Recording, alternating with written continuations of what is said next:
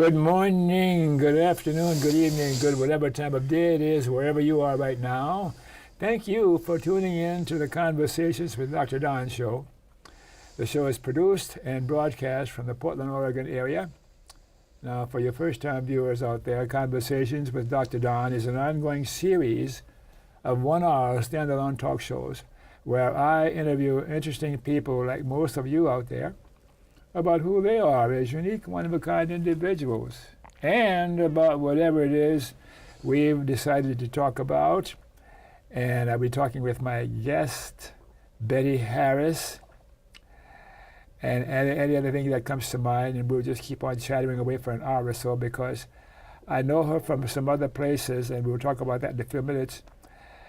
But I found her so interesting until I had to have her on to see if we can calm her down because she gets carried away sometimes, and with her parodying of all kinds of... I'm getting ahead of myself. So the first half of the show, we're going to talk about who you are personally and how you got to be and why it is we decided to call this show Betty Harris Long Rich Life. You've got a long, rich life. When were you born? When? Yes. 1926. Ah, wow, you got me by 2 years. 26. You've had a long, rich life. Lucky. Why would you say you've had a long, rich life? Okay. Sometimes a poor life, too. Or sometimes a what? A poor life. Uh-huh. I remember that, too, Depression era for me. But you were born in Canada, weren't you? Mm-hmm. Mm-hmm. Actually, I was born in Windsor, and over the weekend with the wedding in London, they were the British prince and his bride were married in Windsor, but it was Windsor, England. So every time they talked about Windsor, I thought it's a little flashback for me. What a mind you've got. And you talked a little bit before the camera started rolling that illustrates your brightness and how smart you are. And we'll see it unfolding here before. But I don't want to get up myself here because I want, in the second half of the show, for you to start singing some of the songs you mastered for the years. And you've been singing for a long, long time, huh? Yes, we come from a musical family, actually. Yeah. So, at the beginning of the bio segment, I'm going to ask you a few questions. And if I ask you a question you don't want to answer, just shine it off. Okay. I rarely make a mistake. Sometimes I'll ask a question that didn't fit with the situation, so that rarely happens. So we found out that you are 80, no, you're 90 now. 92. 92, yeah. You're such a young girl. Yeah. Why were you born? Pardon? Why were you born? Why? Yes, everyone always asks me the same question back again. I guess I was lucky, and so were my parents. Uh-huh. And that's why you were born? I was born to be part of a family that came from Russia, and I actually found Russian relatives when I was on a vacation in Russia a few years back. Just a few years back? Uh-huh. That must have been quite an experience. Well, I was with a group called Global Volunteers, and Global Volunteers sent 4 of us over to Russia to help the children over there with their English. And at one point, the principal said to me, "Why are you here?" And I said, well, most of my family is of Russian background, and I thought maybe I would find family. And she said, "Is Harris your Russian name?" And I said, "No." She said, "What is your Russian name?" And I told her what my Russian name was, and she said, "We have a student by that name." And she said, "I'll call her in." And I thought, poor kid, here's this lady coming from the US of A and in Russia, and they're bringing her into the principal's office. Could you speak Russian at that time? No, there was no need to, because they spoke enough English, but they needed other people to help them read and talk English. Uh-huh. And it was a marvelous experience, which we can talk about later if we have time. Of course. But she said, well, my Russian name was Roginkin, Roginkin, and that was the name of this young lady brought to the principal's office.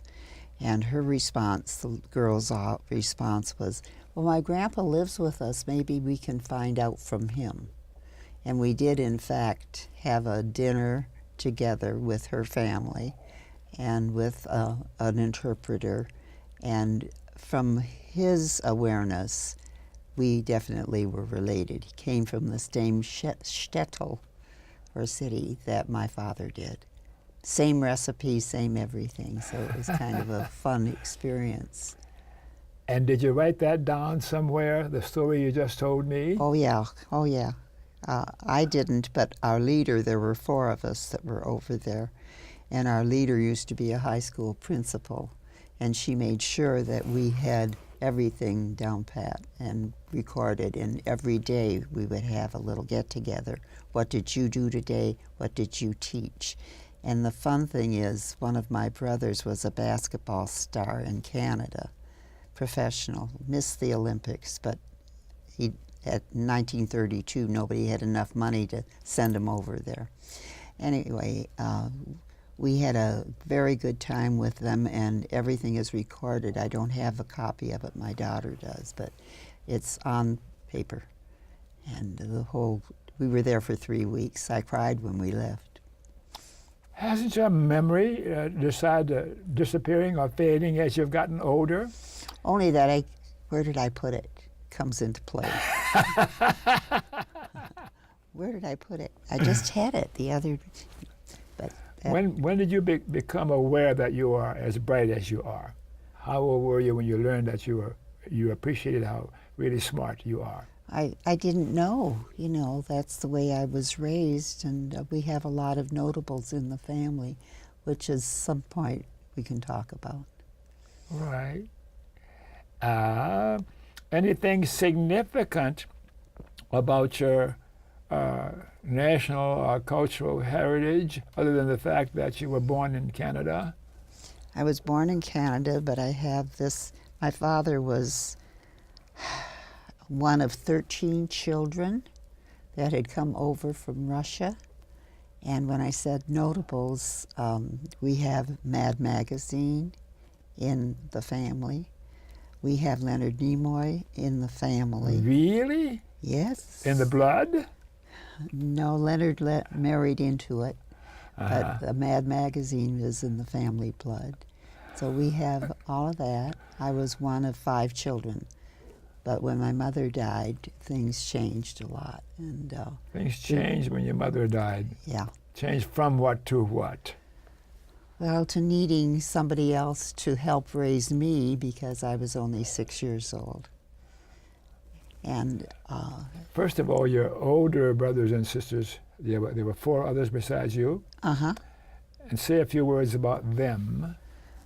Well, my oldest brother was a dermatologist / syphilologist. At that time, it was connected, dermatology and syphilology. Mm-hmm. And then I had a sister who was an RN, a nurse, but she also had a degree in music from the university in Toronto. So, music university. Little medal which I passed along. And then I had my basketball brother who was Olympic caliber. And then I had another brother who ended up being an engineer. And you have poor Betty who didn't know what was going on except I liked to sing. And I skipped a lot of grades in school.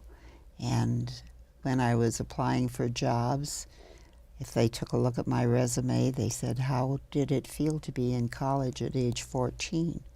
And I didn't know. I'd never been there before. So it was an interesting growing up. Wow, sounds like it. So you have some other notables in your family? Yes, we do. Yes, we do. And we had a family gathering just a few months ago in Windsor.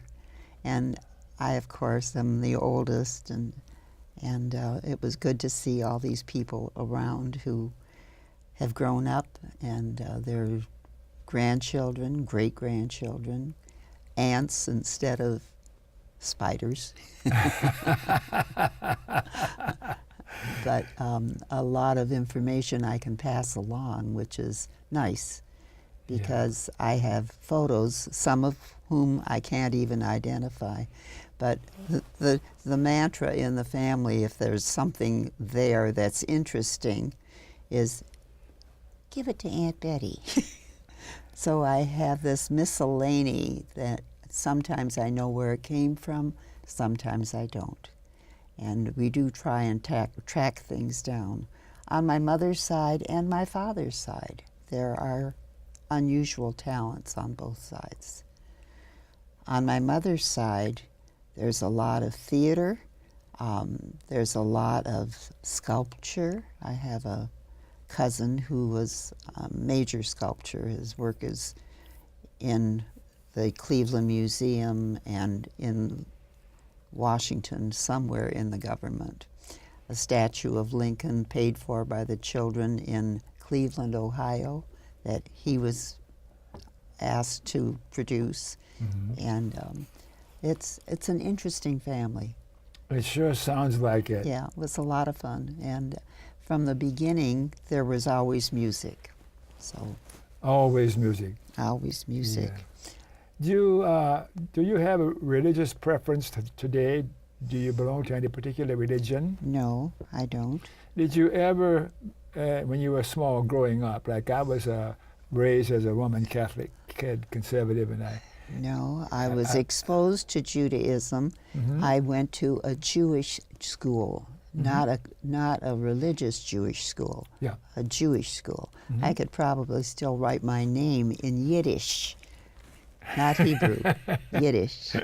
So that's kind of a fun thing. And But you don't follow a particular religion now at all, huh? no. What's wrong with you? Everybody has a religion. Well, I believe in honesty, I believe in learning, and I believe in my family and my friends. But I have difficulty accepting the fact that somebody up there took my mother away. Yeah. And you're not sure about who took your mother away? Well, she didn't make it through surgery. Yeah. And leaving a family of 5 kids, including myself at age 6, that hurt. 6. Papa died when I was 5 or 6, my papa. My mama died when I was 13 or 14, but I don't remember. And I'm the baby of 12. They're 12. Oh my goodness. So me. I'm not quite like you, but there's a similarity there. One of the differences, I grew up Roman Catholic, and you grew up faithless. A believer. A believer, mostly in my family. Yeah. And say a few words about your education. Before the cameras started rolling, you said a few things that just blew me away. I thought, well, just wait a minute. Let's get the cameras rolling, because I want to capture this for when the people will see your interview and what you talked about. Say a few words about your education again. Well, I started kindergarten in Windsor, Ontario, Canada. My whole family was in that same school, actually. And I must have skipped many grades, because by the time I was through with grammar school, which was 8th grade, I was 10 years old. And they really didn't know what to do with me. And the principal, my mother having died before that, came to my father and said, "What are we going to do with Betty?" Well, that's kind of a mantra all my life. What are we going to do with Betty? Why'd they skip so many? How could they skip grades with you, and you still kept up with the learning requirements for your? Lucky, I guess, eh? Okay. I didn't know anything different. I know I used to ask questions, and I know I had all those siblings that were ahead of me, so I probably learned from them, and maybe I learned the hard way. And Any genetic contribution that you can't trace yet? well, There's something going on there, Betty. my father was a learned man, much of it self-imposed, but he was smart. And he played the violin very well, and he used to read a lot. My mother died, you know, when I was so young. She didn't really have an opportunity to contribute to my education as such. But the other kids in the family, they were helpful. And we all had a sense of humor, and I think that's important. You can laugh at almost everything. But the family in itself, with my father, one of 13 children, really had a full education of how to deal with people and how to learn and how to appreciate music and art, because those showed up in the family one way or another. Not necessarily my immediate family, but certainly in the family that was extensive. And you did more than elementary school. Will you go on with the education, formal education? Yes, I did. I moved from Windsor to Chatham, back to Windsor, then to Detroit. And in Detroit, You're crossing the border each time. crossing the border, but we had to wait until I became a U.S. citizen, because I was born in Canada. In order to graduate from high school, I had to have American history and American civics. So I didn't have that, having been raised in Canadian schools. So my last year, I really could take any subjects as long as American history and American civics were involved. Mm-hmm. And I was lucky enough to have an interest in chemistry. That was fine. I didn't like physics, but chemistry was fine. Chemistry, where'd that come from? Don't answer me. That's rhetorical. Well, a little aside here. When my homeroom student friend asked me about chemistry, she said, "Can I borrow your chemistry notebook?" And I said, "Sure." And she came over to borrow my chemistry notebook. This was a Detroit school. And she met my brother, who was 5 years older than I. And when she left, my brother said, "I'm going to marry her." And I thought, oh, goodness me, come on. So what really was funny is when they had their 50th wedding anniversary, I didn't know what to get for them. And I went to a chemical lab and I bought a big beaker like that. Mm-hmm. And I had it engraved with AU 50. Do you know what AU is? Greek letters? No, no. Oh yeah, the element. Yeah. And it was 50, but it's the element for gold. Yes. And it was their golden anniversary. Well, they never got it. They never understood why I had this beaker, which was a nice crystal beaker about so high. And it was in their home when both parents died, and the kids were clearing out the house and everything. And Aunt Betty, is there anything special that you would like? And I said, oh, I kind of like that tall beaker with AU on it. And they said, oh, we didn't understand the monogram, so we gave it away. Oh. And I thought, there's no hope. A little simple thing like AU didn't mean anything to their mother and father. And my brother, that brother was an engineer. You'd think he would have known it, but he didn't. And the kids got rid of it. And I have only a memory of that picture as an anniversary present for their 50th anniversary. What a unique memory you have. When did you learn that you were smarter than the average bear? I never paid any attention to Did you ever it. have any IQ tests or anything like that? Oh, somewhere somebody might have done something, but it was, I skipped grades and it was hard. I never liked physics. I liked chemistry. And I have had a good professional career. And when my resume goes out, people kind of look and I say graduated, blah, blah, blah, age 14, and or started. And they said, how did it feel to be in college when you were 14 years old? And I said, it was so long ago, I don't even remember. So it's been an interesting life. I met my husband when he was home on leave. He had been in Alaska, and he was a second lieutenant in anti-aircraft.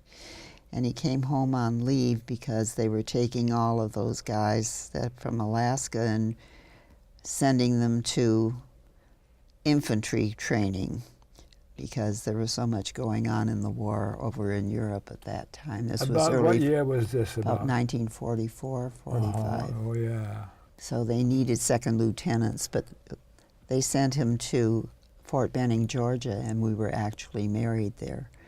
But because of my school history and my work history, he thought I was at least, 20, 21 years old, and I was only 18. So when he asked me to marry him, he said, do we get engaged or married? And I said, well, you have to listen to me for a minute. And when I told him that I was 18, it just didn't add up right because I already had 3 years of college and I already had a job and all those Poor things. fella. But that didn't stop him. We got married anyway. And how long were you married? Over 50 years. Oh my God. He made it through Patton's Army. He was one of the longest second lieutenants by the time they were done with the war. And when he was through, they said, we're going to upgrade you. You're going to be a first lieutenant when we let you go. So we were lucky that way. But he had school to finish, and I had a job, and things worked out okay. What was your nickname he gave you? Smart ass, probably. Yeah.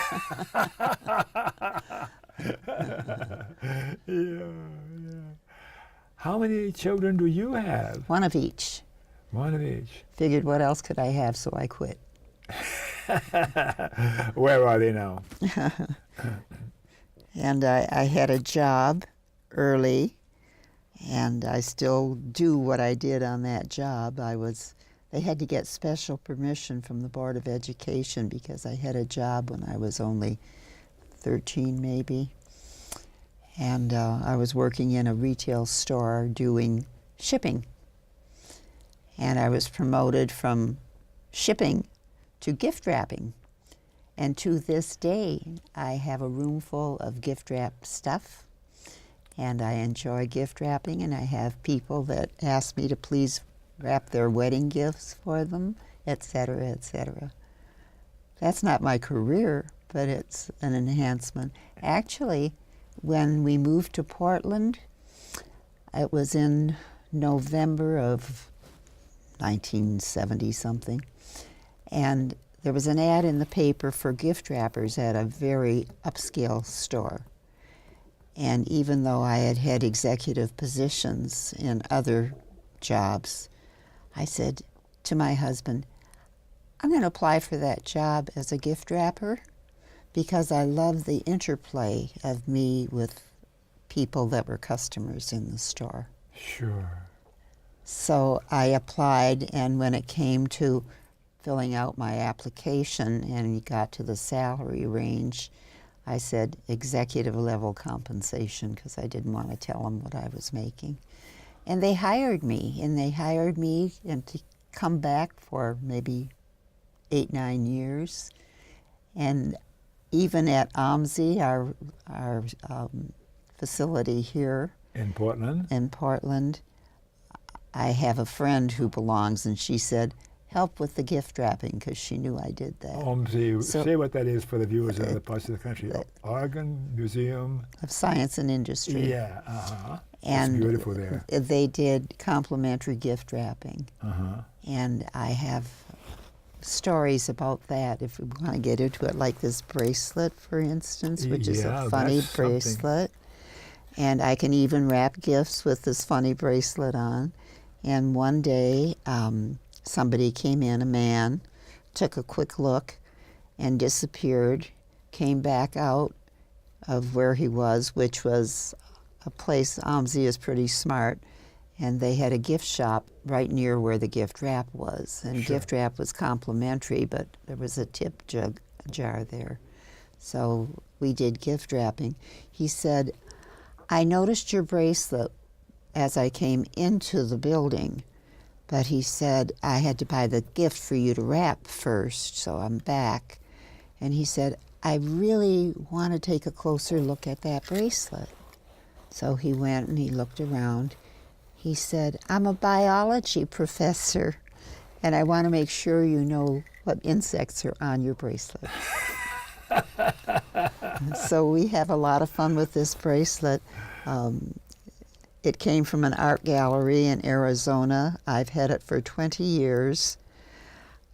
In spite of the fact that one of my successes professionally was with a store, a jewelry store that sells lots of diamonds, this is the thing that gets noticed more than any diamond ring. People come across the street, take a look at this crazy bracelet. So, It still fascinates me because I saw it on you some years ago when we were both singing with our voice coach, Chris Jones. Yeah. right. Yeah. Uh-huh. Yeah, I was probably holding the mic. You can't miss it, right? So, a few more questions before we get into the second part of the show where I'll hear you sing. And I've got to remind you again, your parodies are sometimes kind of rich. We have a family show here, so. I won't do a parody. That needs a piano bar somewhere. Okay, all right. What is the difference, your political persuasion? Are you left, right, or decline to say politically? I don't have a great interest in politics, except I know who I don't want. Uh-huh. And if I don't want, I don't vote for that person. Okay, Okay. I'll let that go there. What's the difference between sympathy and empathy? Sympathy and empathy. I think you need a little of both. Yeah. Sometimes you can be sympathetic, and other times it's a little remote, and you can empathize rather than sympathize. Oh, your brain is just dangerous. Memberships in political, social, or civic organizations. If you have any memberships, I belong to maybe a half a dozen. I'm a humanist and the American Civil Liberties Union and a few others like that. Do you have any memberships like that? Not like that, but I have memberships in my profession. Uh-huh. And I was president of our Women's Advertising Association in Detroit. And that was a nice thing. I don't run for office. I was too busy raising 2 kids and doing a lot of other things. But I am a believer in people getting together and expressing what they want. Mm-hmm. I do vote. Okay. Any persons from the past or alive today that you particularly admire or admired, look up to? Any names come to mind for you, right?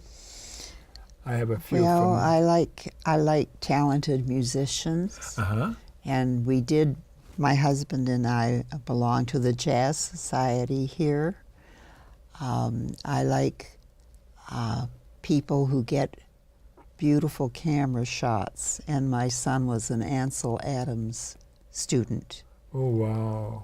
And I had my basic training in photography with Ansel Adams. And my son is a University of Chicago graduate, and also he was Civil Air Patrol student, and also I've forgotten its real name, but it was National Science Foundation. So I believe in education. we used to worry about Alan when he was a kid because he was keeping his own lab in his bedroom. He was raising fruit flies. And I said, I really don't want fruit flies. I really don't want fruit flies. And I said, if I find fruit flies elsewhere, it's all going to go, Alan. And he said, okay, I understand. So sure enough, I found a fruit fly. And I yelled upstairs and I said, Alan, he was about 12 years old. Alan, come on down. So he came downstairs and I said, there's a fruit fly over there. He said, I can't deny it's a fruit fly. I'll be back in a minute, Mom. So he took this specimen, went up to his room, came back down and said, it is a fruit fly, but it's not mine. He said, all mine have orange eyes. And another time he was working on this National Science Foundation project, which put him in a summer program. And I said, what are you doing? He said, well, I'm going to plug this in. And I said, what is it? He said, I'm not sure. I said, are we all going to blow up? And he said, I don't think so, Mom. I don't know. So we encourage people in a family to do the unusual, to think differently, to do the best they can at whatever they do. My daughter is a singer. She sings with a group here that was started in Portland many years ago, maybe 8-10 years ago. And she likes to sing. We all like to sing, to the point where the kids used to say, Mom, do you always have to sing? And I said, yes, I do. So on that note, we're going to pause and take a little break and then come back. That's a little pun there, you know. Really? Let's take a little break for...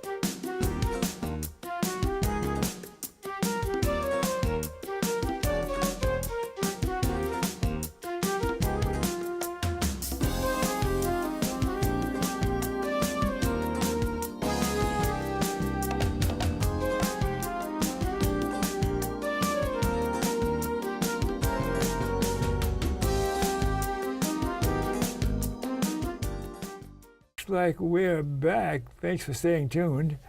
Excuse me.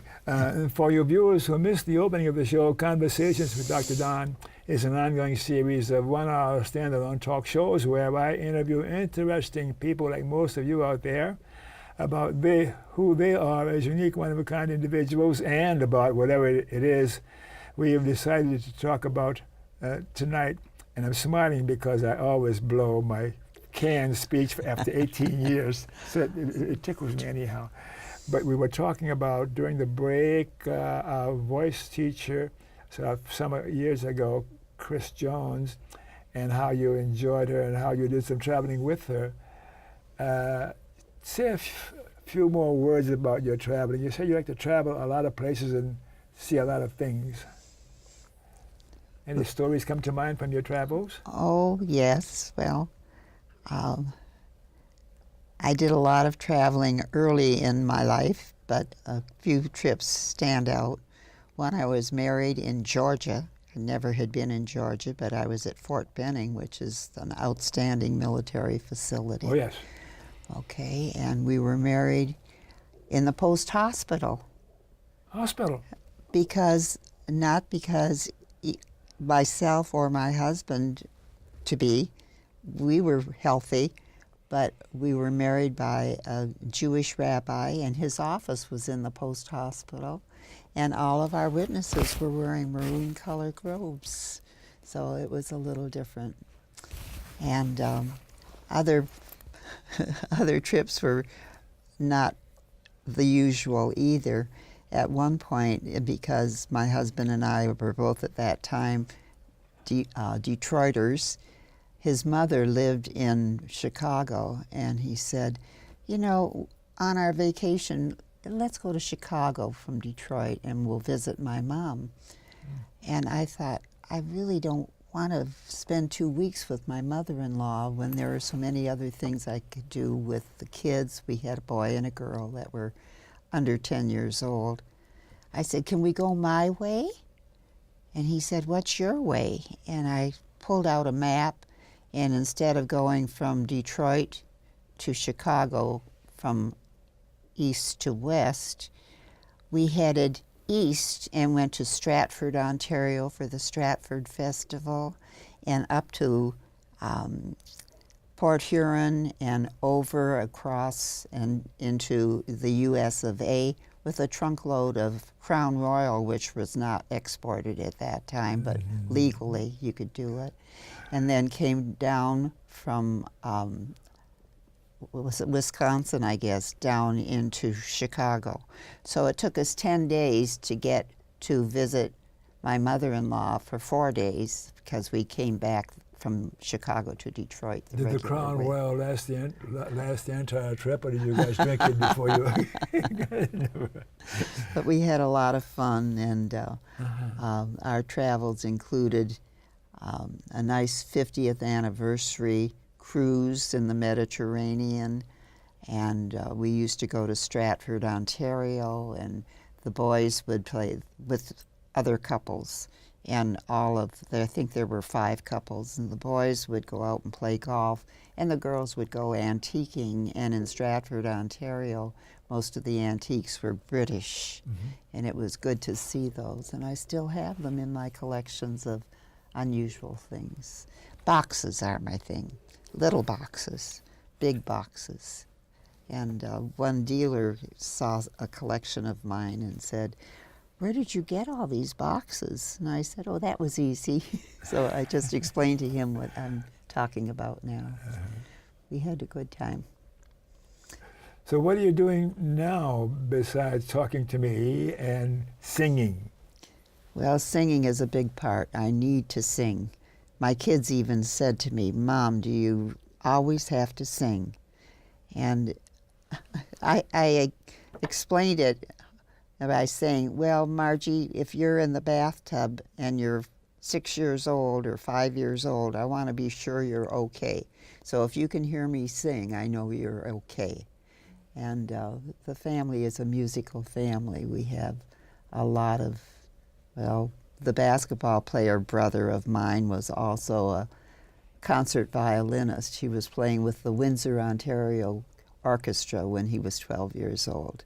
My sister, who was much older than I, she was the second oldest, was not only a graduate nurse from Harper Hospital, Detroit, but she also had a degree in music from the Toronto Conservatory of Music. And my other brothers didn't do well with the violin at all. They didn't, but I sing. So altogether, it's not a bad group. Absolutely not. So then, when there's nothing going on and for no reason at all, suddenly you find yourself singing a song that you sing from time to time, just out of the blue.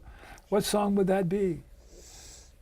What song? Well, I really can't make it one song that I sing special, because I play with words too, and sometimes I mess around with the words, and sometimes I sing if there's a band playing and I'm on a cruise, I'm at the piano bar and I sing whatever they're playing, or I do those parodies that you were talking about. And the clean ones? All right, I'll start this. Okay.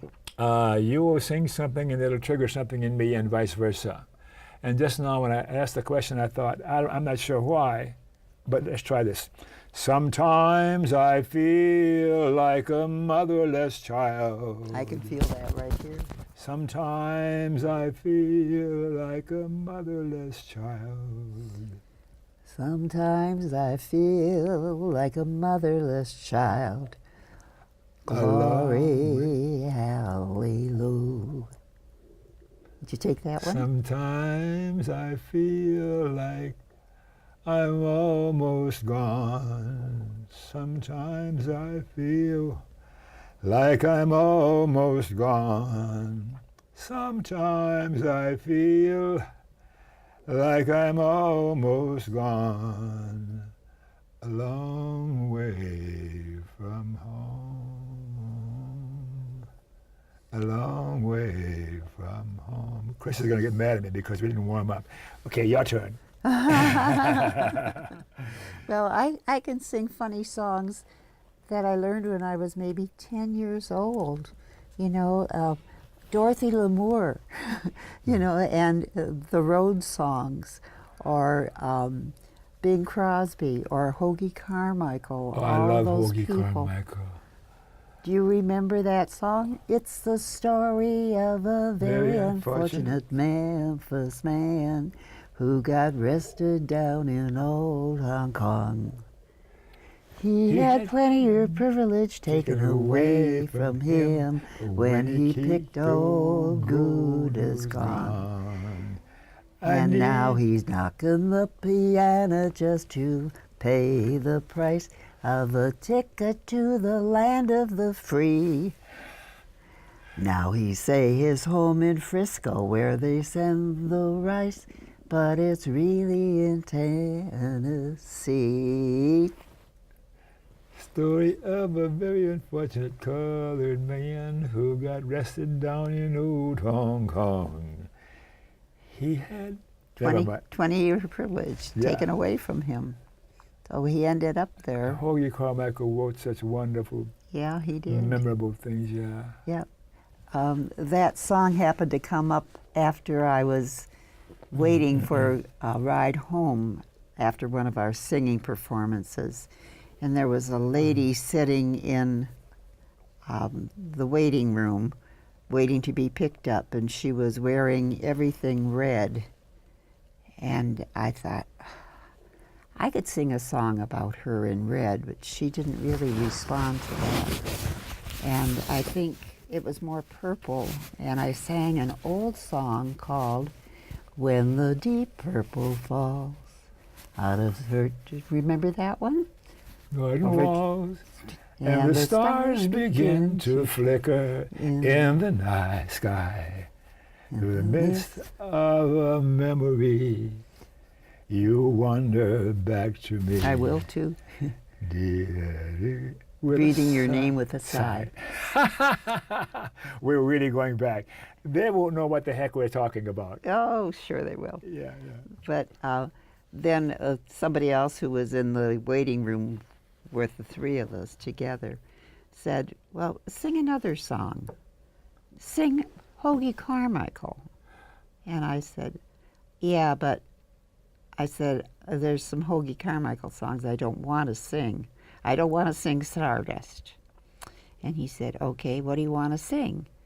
And I said, well, there's a song, I think it's a Hoagie Carmichael, but it's the story of a very unfortunate Memphis man who got arrested down in old Hong Kong. Mm-hmm. And I went on with that, and it's a long song. And he said, what's the name of that song? And I said, I'm not sure, but it was a movie with Humphrey Bogart and Lauren Bacall. Mm-hmm. And he was playing the piano. And I said, he had his iPhone in his hand. I said, look up Hong Kong Blues. Mm-hmm. And he did. He said, yeah, that's what it is. There's Hoagie at the at the piano. Play it again, Sam. Yeah, right. Exactly. So singing is very important to me. And I do sing with a group here. Actually, for over 20 years, and we go to retirement homes and hospitals and places to make people happy. What's the name of the group? It's from the Senior Center in Beaverton, Oregon. Yeah, I know where that is. And it's the Stir Center.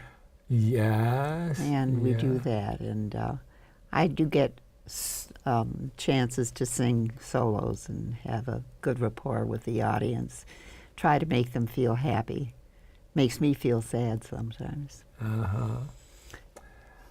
What about from the movies or from the stage plays?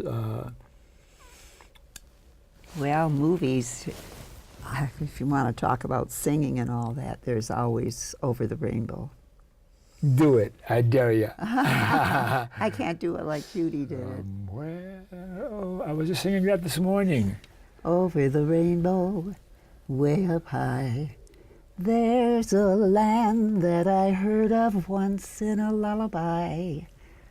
Somewhere over the rainbow, skies are blue, and the dreams that you dare to dream really do come true. Someday I'll wish upon a star, I'll wake up where the clouds are far behind me, where troubles like lemon drops away above the chimney tops. That's where you'll find me.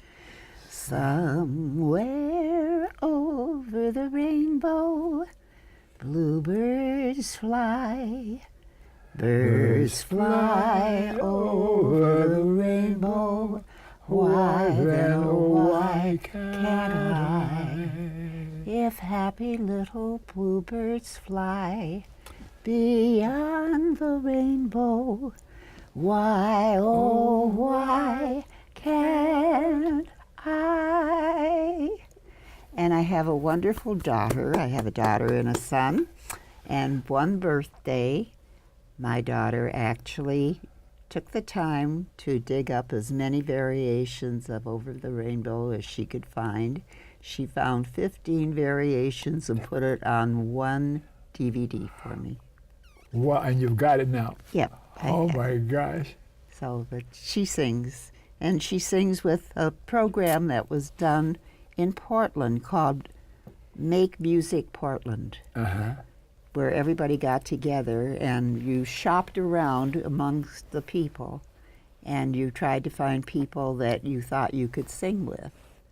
And Margie got together with 4 or 5 others and they formed a little group called Still Kickin'. And they're still kicking. And they still practice and they go to anywhere, it's a retirement home or a outdoor garden or whatever, and make people happy. So I'm very proud of her. She herself is a very successful, now newly retired professional. Try this one on. She don't love me like I love her. Nobody could. I've got it bad, and that ain't good. My poor heart is sentimental, not made of wood. I've got it bad, and that ain't good. And when the weekend's over and Monday rolls around, I end up like I start out, crying my heart out. Lord, love me, make her love me the way she should. I've got it bad, and that ain't good. See, you got me going. Yeah. Yeah, there are a lot of wonderful songs. I can go back to some of the ones, when Cuba opened up recently. There's a song that came to my mind then. And I didn't know its name, but I have since found out. It's called The Weekend of a Private Secretary. And it was recorded by a lot of the notable ladies. And it's I'm trying to think. How does it start? It doesn't ring a bell for me. That's the first one you got me stumped on. You better remember it. Weekend of the Prime. I'll have to come back to it. Maybe it'll come back. Sure. That's what happens when you get to be my age. Well, haven't you? I can't. Yeah. Now, what about? There was an American singer. He was from Argentina, and he dropped out of sight because he wouldn't join the war effort, World War II. Mm-hmm. And I can't think of his name right now, but I love his voice, and his singing was so beautiful. But they blackballed him from stage and like that.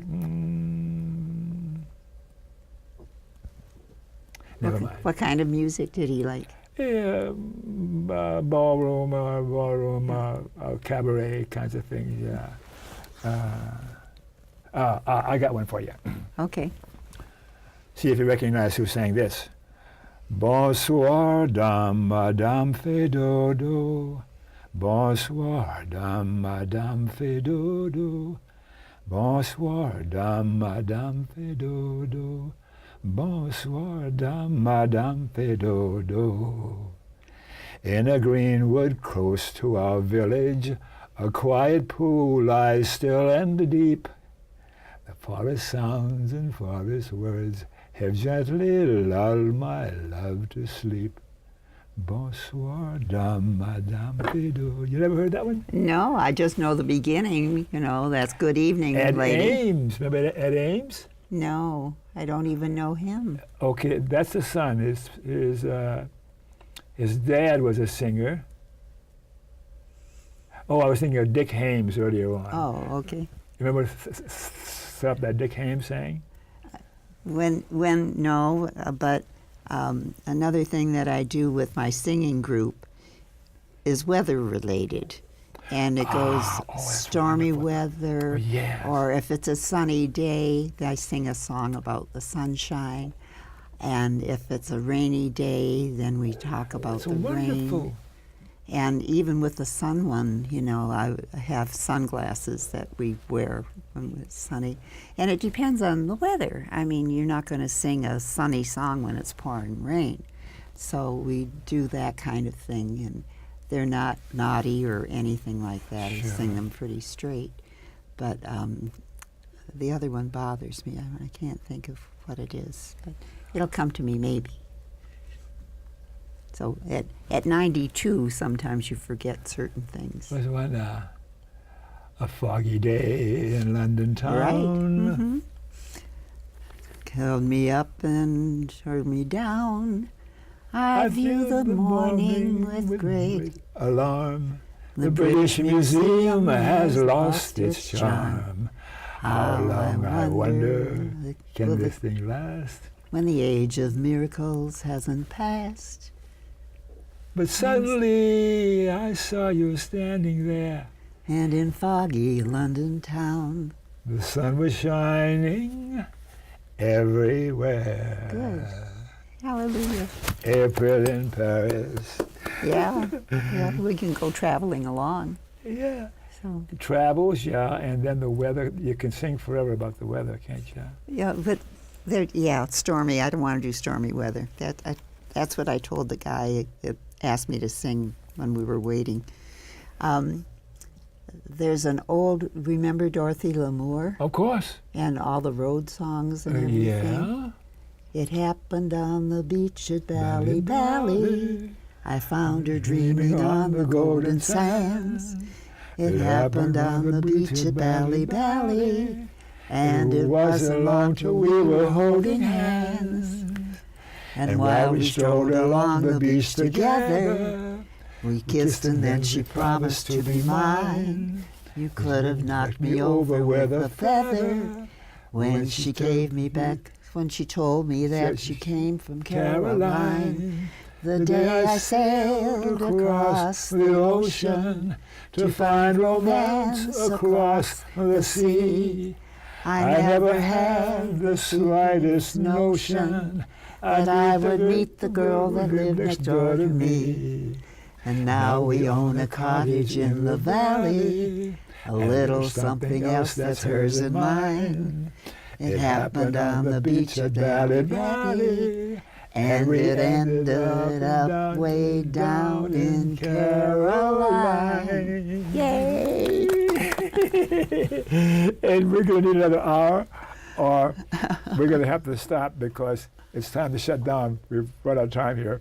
So we have a couple of PSA, public service announcements. Before we do that, though, I want you to look in the camera and say something about what happened here this evening, or anything else you want to say to the viewers who are seeing you here on television. Say something to them, or anybody else. Okay, Take about a minute or so. I'll do that. Do you want me to talk now? Yes, look at the camera and In talk. case you didn't notice, I'm wearing this funny jacket, which I love. And it's one of several done in Southern California, outside of Moss Beach, by a couple of English teachers that work with my daughter-in-law, who teaches school down there. And they hand paint these things. And they're wonderful. They're done on canvas, and they're really outstanding. And Very nice. we splurge a little bit, and we do that. And I have this funky bracelet. And I'm not a diamond person, but I worked with a diamond company, with a fine jewelry company. And when I interviewed with them, they said, "You don't wear diamonds." And I said, "That's true." Because they're going to throw me out of here if we just keep talking, so we better stop now. Okay. Thank you so much. And I've enjoyed you so much, more than I expected even. I expected to enjoy you. So a public service announcement, 1 or 2. To watch my shows on the web, Google Don Baham YouTube, and see some more shows. And after all these years, and people like you, there's a few more like you that are as entertaining, and not quite as much as you, but anyhow. And in corporate personhood, go to movetoaman.org. That's my political persuasions. We got to say that corporations are not persons, and money is not speech. We got to reclaim our Constitution. We got to end corporate personhood. Oh, thanks for watching. Remember KFC, please. No, not Kentucky Fried Chicken, Dr. Don's KFC. Kind, friendly, and charitable. KFC. Remember, be kind, be friendly, and be charitable. To you too. And you too. And you too. And you too. Thanks again for watching, and we'll see you next time.